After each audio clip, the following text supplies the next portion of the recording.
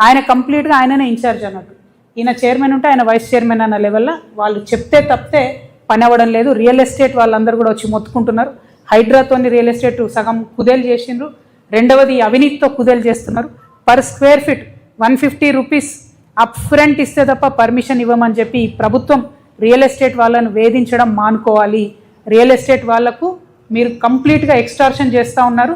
దీని మీద మీరు ఈ వేధింపులు మానుకోకపోతే, ఈ ఎక్స్టార్షన్ మానుకోకపోతే ఖచ్చితంగా అవసరమైతే ఈడీ వరకు కూడా కంప్లైంట్ ఇవ్వడానికి తెలంగాణ జాగృతి వెనుకాడదని చెప్పి ఈ సందర్భంగా తెలియజేస్తూ, మరి గుంపు మేస్త్రి గారు జిహెచ్ఎంసీ అంటే గ్రేటర్ హైదరాబాద్ మున్సిపల్ కార్పొరేషన్ కాదు, గుంపు మేస్త్రి గారి హయాంలో జరుగుతున్న మహా కరప్షన్ అని చెప్పి మేము చెప్పాలనుకుంటున్నాం.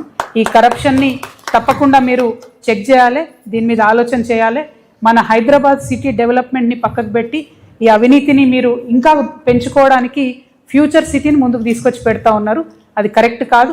హైదరాబాద్ సిటీలో మీరు ఫెసిలిటీస్ ఇవ్వండి, ఈ సిటీ ఎదిగేలాగా చూడండి, ఇక్కడ కంపెనీస్ వచ్చేలా చూడండి. ముందు దీన్ని ప్రొటెక్ట్ చేయండి, తర్వాత ఫ్యూచర్ సిటీ గురించి ఆలోచించండి. మీ రియల్ ఎస్టేట్ కోసం అటుపోయి హైదరాబాద్ సిటీ ఫ్యూచర్ని నాశనం చేయొద్దని ముఖ్యమంత్రి గారిని కోరుతూ మళ్ళొకసారి డిమాండ్, ఖచ్చితంగా నామినేషన్ ప్రక్రియను క్యాన్సిల్ చేయాలి.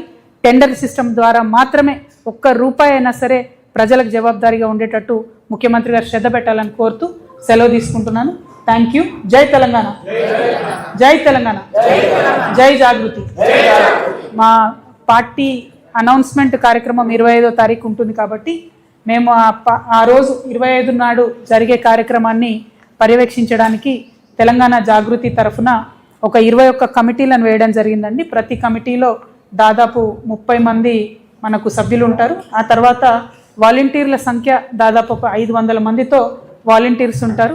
ట్రాఫిక్కి కానీ పోలీస్ వాళ్ళకి కానీ వచ్చేటటువంటి అన్ని జిల్లాల నుంచి తరలి వచ్చేటటువంటి వెహికల్స్కి ఇబ్బంది కాకుండా ఈ కమిటీస్ విత్ ఫోన్ నంబర్స్ మేము మా సోషల్ మీడియాలో పెట్టడం జరుగుతుంది. సో ప్రెస్ మిత్రులందరి పక్షాన ప్రజలకు కూడా తెలియజేస్తూ ఉన్నాను. పొద్దున మనకు 10కే ముహూర్తం ఉంది కాబట్టి తొందరగా తరలి రావాలి. వచ్చేటటువంటి వారందరూ కూడా పార్కింగ్ ఏర్పాట్లన్నీ కూడా చేస్తూ ఉన్నారు. బట్ ఏమాత్రం అనుమానాలు ఉన్నా